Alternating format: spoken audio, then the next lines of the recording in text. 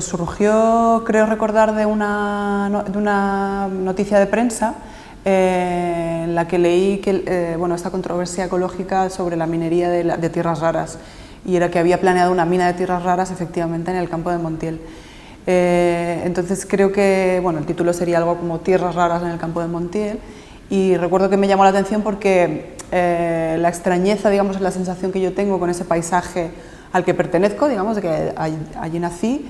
Y para mí sería como un título que yo le pondría a ese paisaje, ¿no? Tierras raras para mí sería como un título para el paisaje de la meseta manchega. Y entonces era pues poner en relación estas dos cuestiones. Por un lado, esa cuestión ecológica, esa cuestión que tiene que ver con la extracción del territorio, con la materialidad, y por otro lado, esa visión personal o esa sensación de extrañeza que yo tengo con el paisaje.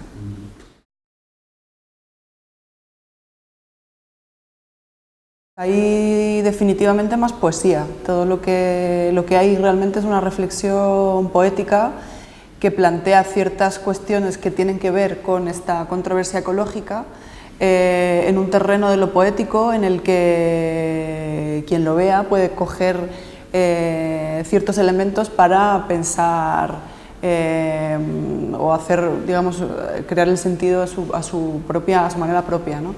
No tiene que ver tanto con la denuncia, sino como un plantear unos elementos de manera poética para que el espectador los ponga en juego a su forma.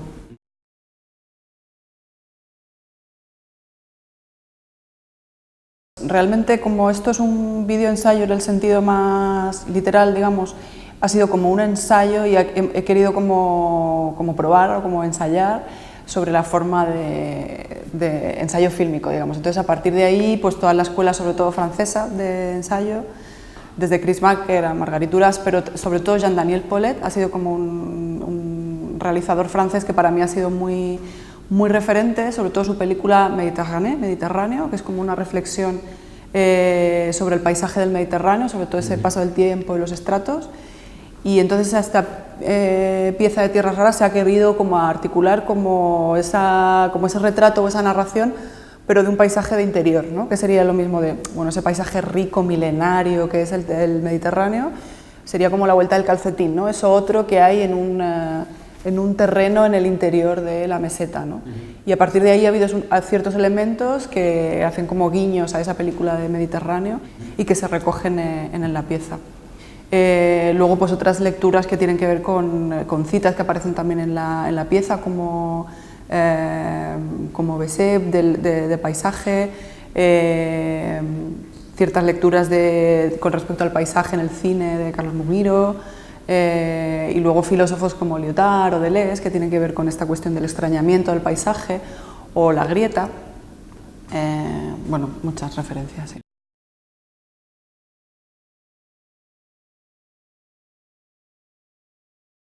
El tiempo, en el caso del tratamiento del paisaje en la pieza, yo creo que aparece, por un lado, se dan como distintos tiempos a la vez, o sea, hay algo como del anacronismo que surge de algunas cuestiones que aparecen tanto en la imagen como en el sonido, y que tiene que ver pues como con el molino, por ejemplo, del paisaje, del molino antiguo, de la piedra, que tiene que ver con eso, a la vez que son las tierras raras, que son las baterías del molino eólico.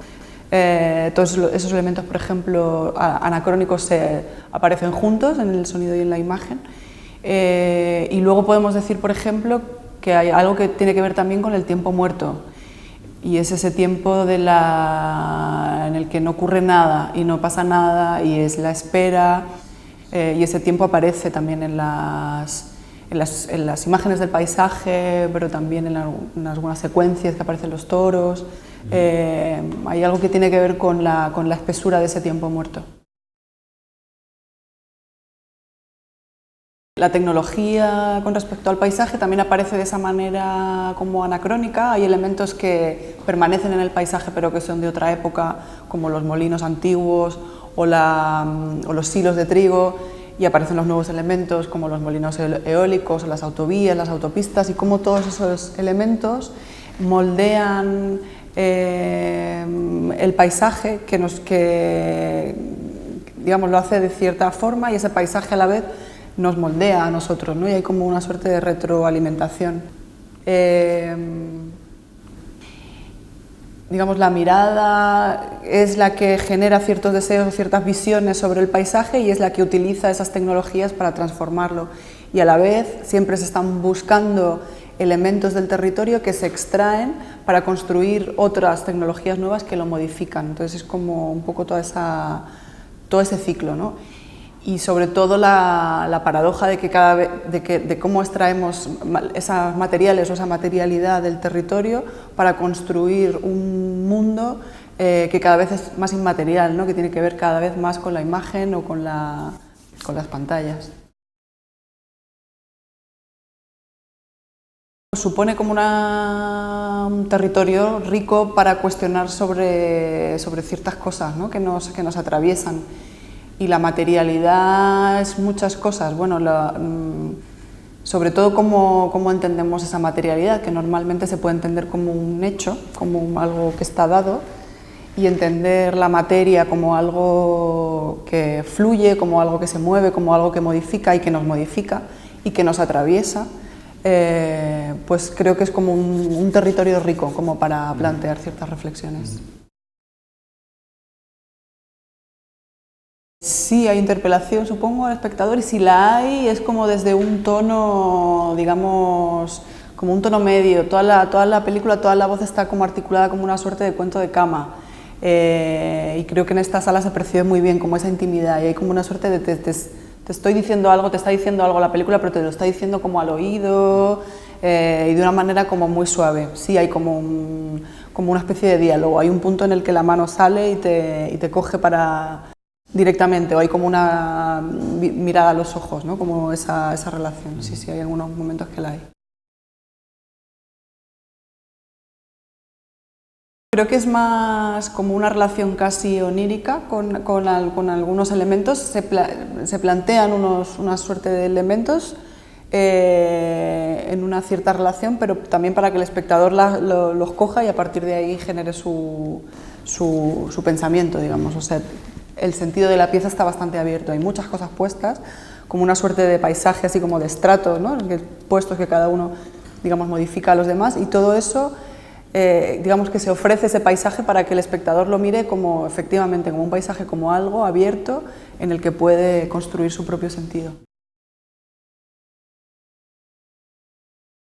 Que es como una tensión más en realidad, porque normalmente aparece el texto o aparece el lenguaje, digamos, aparece el lenguaje de una manera tensionada ya en la poesía, digamos, en sí mismo. Hay como una tensión en sí mismo, hay una tensión en el lenguaje que nos ofrece la poesía, y si a eso le añadimos la imagen, pues ya es otra tensión más, digamos, y como otro juego, como siguiendo a Wittgenstein, los juegos del lenguaje, pues es como un juego, como otras reglas de juego, ¿no? Entonces ya con la imagen es otra cuestión, pero también está la poesía visual, entonces tampoco es que sea específico del videoarte, son como estos elementos en los que los géneros van jugando y tampoco hay como, yo entiendo que no son como departamentos estancos de esto es la poesía, esto es el videoarte, o esto es, sino que siempre, de hecho, las piezas más interesantes suelen ser las que están un poco en los bordes y no saber situarlas si es videoarte o es poesía o es lenguaje, o es, ¿no? Y que se mueven, ¿no?